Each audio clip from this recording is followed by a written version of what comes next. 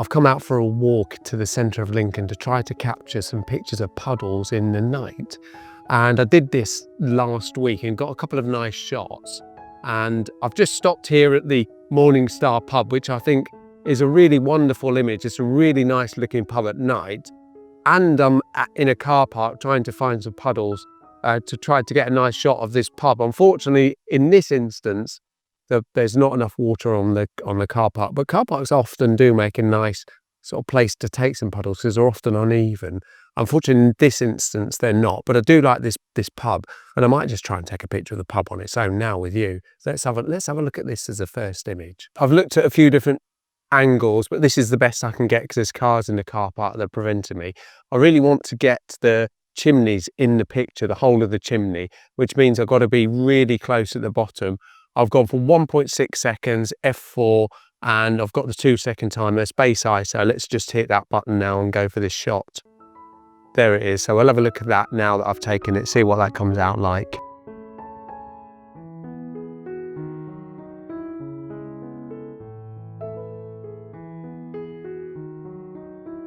The trouble with puddles is you never quite know where they are and they just pop up when it's been raining. I guess there should be some sort of database on Facebook or something where all the puddles are in your city.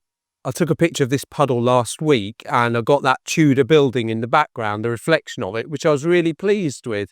And this puddle down here, it gave me a really, really nice picture of that nice Tudor building.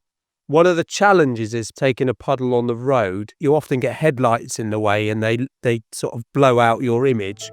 So I'm having to wait until the cars have passed before I take my shot.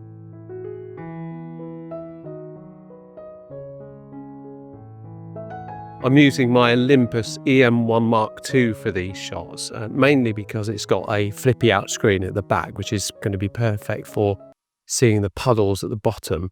But what I've also done is put the end of the L bracket on, which is something I really dislike and I don't normally use it, but I think it's going to be helpful to resting the camera on the ground so I can keep the camera still because it'll need to be low to the ground.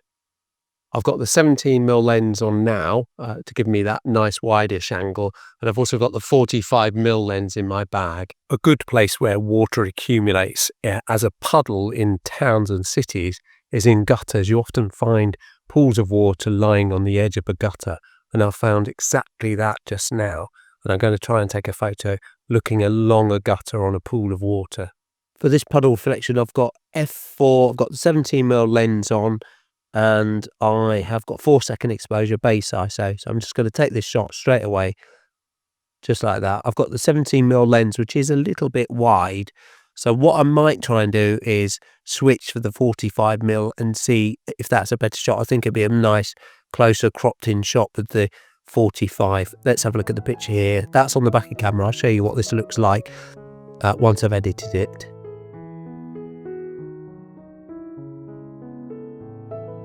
This image, I've got the same settings and I've got the lamp on a third just there.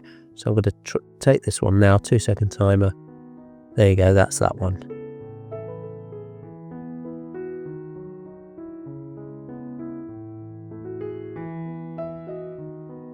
These smooth paving stones also offer a really nice chance to get a puddle reflection, and I've got them right here now.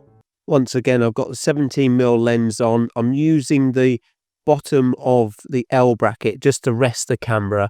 I've got the lights at the top and they're being reflected in this little bit of a puddle in front of me. So I've got a faster shutter speed. This is 1.6 instead of 4, f4 still, and I'm just going to hit the button now and give this a little try. I'll take a couple of shots around this little area. Maybe I'll do one a bit closer and I'll get the longer lens out to see if I can crop in a better. But this, I think, is going to come out quite a nice shot. It's slightly underexposed. So I'll just give that another shot because that was slightly underexposed. Try that one again. Some people in my picture. Doesn't matter. I don't mind having people in the picture because it gives it a bit of scale, a bit of interest.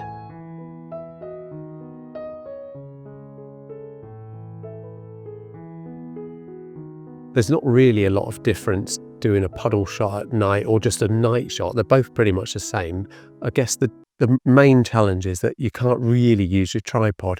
You can, but you need to get your camera as low as you possibly can on the ground to get the best reflection, to get the shallowest reflection, to get the most interest in the image. And to do that, you're going to have to hand hold it, so it's going to be a bit tricky to use a tripod. One of the nice things about the rain is you get all this lovely reflective light on the tarmac, on the cobbles, and it just lights up the ground. And you get all lovely colours, orange often, and yellows and white on the ground. The tree at Lincoln Cathedral looks amazing. I've taken a shot of it already this year, but now the lights have come on. I'm going to try and take a shot under these lights. This is going to be interesting. I think what I'll have to do is take 2 images, one underexposed and one over, and blend them. So let's do this now and see how this comes out. So for my first image, I'm doing spot metering, and I've metered on the tree, and I'm just going to take this first one without moving the tripod. 2-second timer. Here you go. So it gives me a 2. Oh, look at that car comes in the way. Gives me a 2-second exposure. I'll just do that again because that car's right in the way. But there's people there as well. So I'll wait until those people come out. Anyway, to cut a long story short, I'm going to take a 2-second image now, and then I'm going to take an image based on the lights around, and then I'm going to blend the two together. I'll show you those now. I'll just do this while people are moving in and out.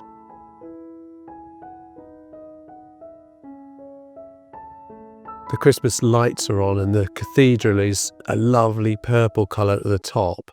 It just looks amazing. That's for the start of Advent. I did get a shot the other day of the cathedral with that nice reflected light in the cobblestones, and I'll put that up now. I'd like to do another one today, but it's just so busy outside of the cathedral and around Minster Yard. It's just going to be a bit tricky to get another shot like that, but I can show you sort of, the picture that I took the other day. And you don't have to have a flash camera to get these shots, and you can just use your phone as I'm doing now because it's got such a wide angle. So I'm just going to take a picture here with my phone, just trying to get the right shot, and that should be pretty good. Hopefully that looks as got the whole tree in it and the reflection.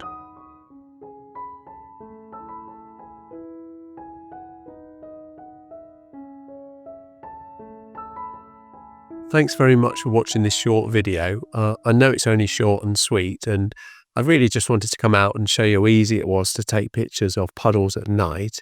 And as I said earlier, it's just like taking any night shot really, apart from the fact that you've got to hand hold the camera really. I hope you've enjoyed it, and if you have, then why not give it a like? And if you like this camera content that I'm trying to create, then why not subscribe to the channel and follow along? Thanks again, and I'll see you in the next one. Cheerio.